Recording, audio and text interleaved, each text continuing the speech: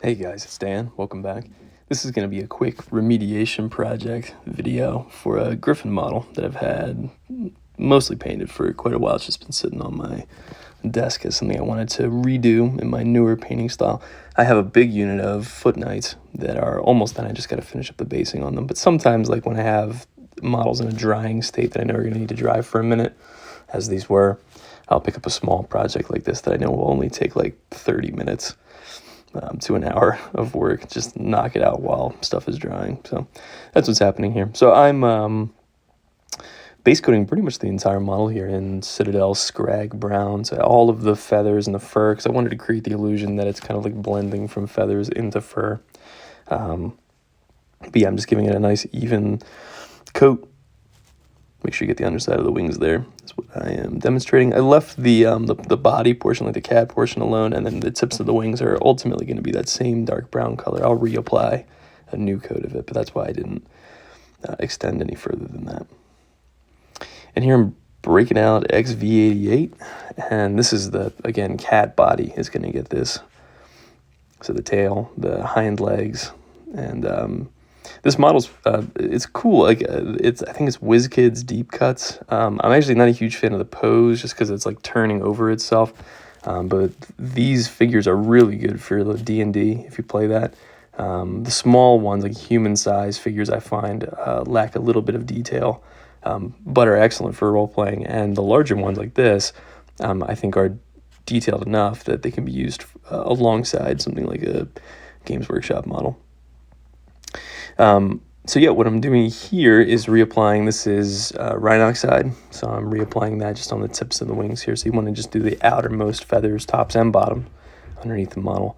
And it's okay if it bleeds onto like the next row of feathers. It's not a big deal, but you want to try your best to isolate it to just the wing tips of the model for this nice dark brown color. And then I'm going with Citadel Rakarth Flesh, which is like a gray tan color. I was on the fence. I was thinking about using like a traditional bone color, but I ended up going with this because I thought it was all going to kind of blend out in the wash anyway. And so what I'm doing is painting the center part of the wings on both sides, top and bottom. And then the next step after this, we're going to do a ring around this with a beige color. So I ended up doing it like 2 or 3 coats of this, just thin coats. And each time I would get more and more central to the wing to kind of build up the brightness of the color toward the middle. Because what's naturally happening with the scrag brown underneath is it's blending with it a little bit, and some of the scrag brown is still showing through, and you want that to happen. So that's why, again, you can see a little bit better on the underside of the wing there. That's why with each pass, you're just kind of working toward the center of the wing. And here's the beige color. This is like a graveyard earth kind of color. It's Steel Legion Drab, which is base. It actually doesn't have great coverage for a base color, but it works for our purposes here.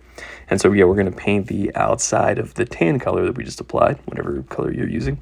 You're going to kind of paint a ring around it so that there's this color in between either the dark brown, the Rhine oxide on the edge of the wing, or this scrag brown toward the top of the wing. It's going to be like a thinner line on the top portion versus the bottom. And again, this is supposed to represent nature, right? So there's no real hard and fast rules to this. You can kind of do what you want. This is just, if you want to use this as a guide, that's what I'm doing. And then I wanted these to have like a nice pop. This is more of like a hawk wing, I suppose, than an eagle. But I wanted like a nice pop of yellow. And so what I'm doing is going in with flat yellow from Vallejo and doing just the tips of the feathers that are in that beige color. And then what's going to happen down the line, we're going to do my dry brush and wash the model.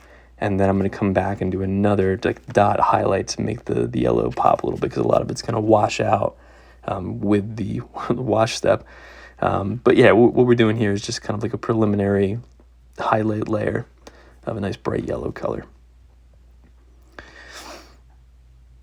And then we're moving on to the dry brush step. There was a phase there where I went in and like cleaned up the claws, the talons. I painted in black. That yellow color, I think is like Talsept Ochre or Everland Sunset. I cleaned that up a little bit too.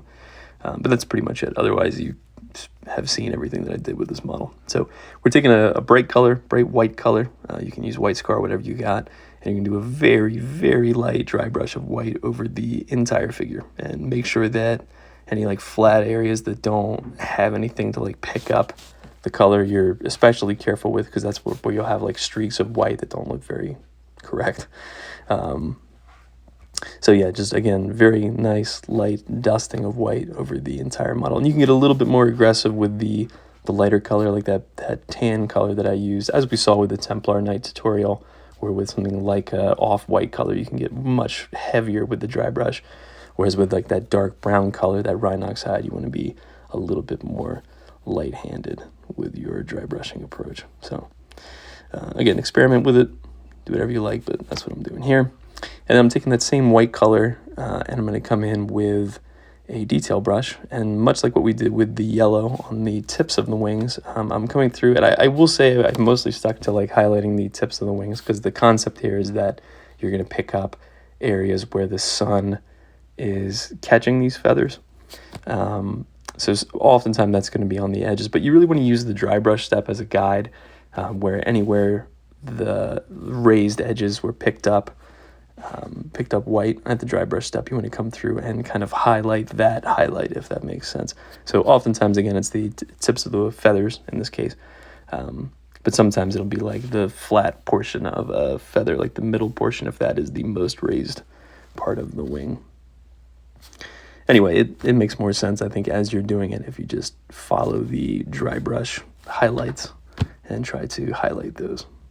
And then we're going in with a nice heavy wash. You can use Agrax Earthshade, Devlin Mud, if you still have that. This is a mix of Agrax Earthshade, some dark tone, and I think Seraphim Sepia. There's a number of things. I just kind of keep adding to it as I start to run low on it.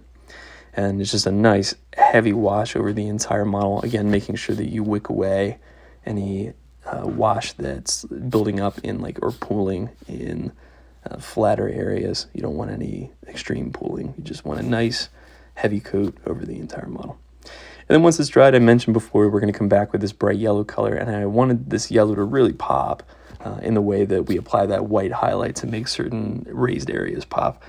I think it looks neat at the tabletop level. And so that's what I'm doing. I'm actually highlighting the yellow highlight from before. It's the same yellow color, but because it's been washed out, you can then use the same color and it functions like a highlight. So yeah, you can see I'm not covering up the entire bit of yellow that I had applied before. It's almost like a dot highlight of the prior yellow color is what I'm doing. And applying that, actually I'm also applying it in areas where I didn't apply yellow before, just as I said, like a dot highlight. And while I had that yellow color out, I thought I'd do the eyes. These you approach just like any other eye, except you're going to use yellow for the base instead of white. And then for the pupil, you're going to use black just like normal, but instead of applying it to the center top of the eye, you're going to apply it to like the dead center of the eye is what I went with. I thought that ended up looking pretty cool. And then do that on both sides. So there you go. And then we're on to the matte varnish stage. And again, this is Army Painter matte varnish. I tried Vallejo. I'll talk about this in the other video I'm about to release with these Knights, and I did not like it. And I'll talk about why, but I went back to this Army Painter matte varnish here. I ended up going with 2 coats on this model, just 2 even coats. It dries pretty quick too. It's like maybe like a 15-20 minute dry time, depending on how heavily you apply it. But you're going to apply it to the entire model. Absolutely everything on it.